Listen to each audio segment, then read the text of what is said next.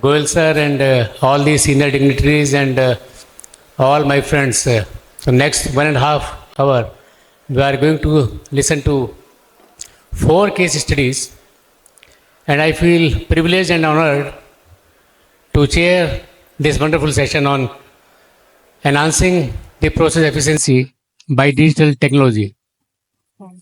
Whenever I hear about the word digital, my memory goes back to late 90s when these mobile phones came to India. At that time, if you remember that the person who was receiving the call, he was also supposed to give or to pay around 10 to 12 rupees per minute. So that was the kind of the mobile when came to India, and now we all know that where we moved in that sector. So there are two lessons into this. That number one, we have to create that market for our products and services where we can satisfy our customers at lower value. And number two, though scale plays an important role, but by digital technology, many things become affordable. Friends, it is believed that industrial revolution has taken place in 4 or 5 different ways. It goes way back in 1770 when James Watt brought the steam engine into operation, and it took nearly 90 years then to go back from the mechanized system to the electrical systems. And then there was the era of the mass production. The third industrial revolution again took around 100 years when we had in 1970 the first computer intervention or invention in the world. But next industrial revolution took 30 years when we had in early 2000 the automation and instrumentation controls and all those things. And now, after 20 years, now we are talking about the digitalization and all these technologies. The world is changing at a faster pace, and so as the challenges and opportunities. I, I believe that we can learn a lot of things from the mobile sector or industry, how it work. We know that once upon a time that Nokia was the king, but then what happened to that company? And one more important lesson which I have learned from this mobile industry is that competition can come from any sector. It is not necessary when we are fighting within our own industry, when we are having the discussion only around our industry, and then suddenly something outside comes, outside happens, and then we are nowhere.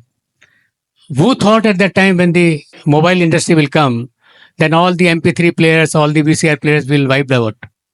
Who thought at that time then the Fuji and Kodak, which used to be very, very emotional things for all of us, that they will be completely wiped out or they will have to find another way only because of the mobiles.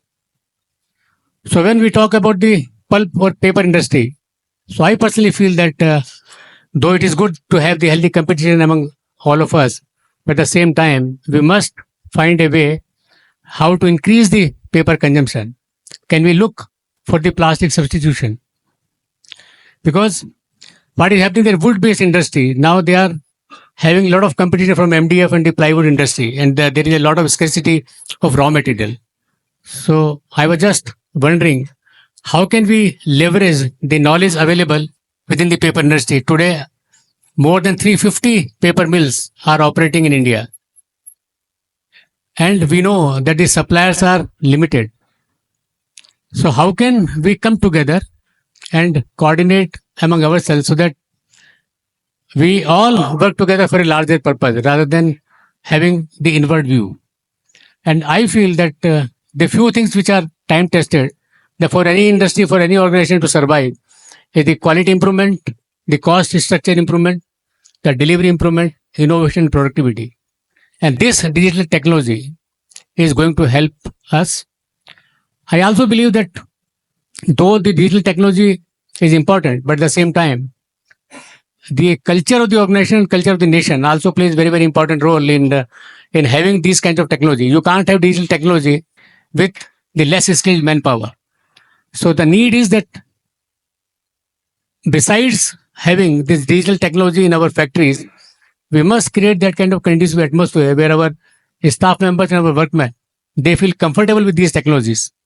And second, whatever digital technology we are talking about, all these systems and all these processes have been designed by the human being.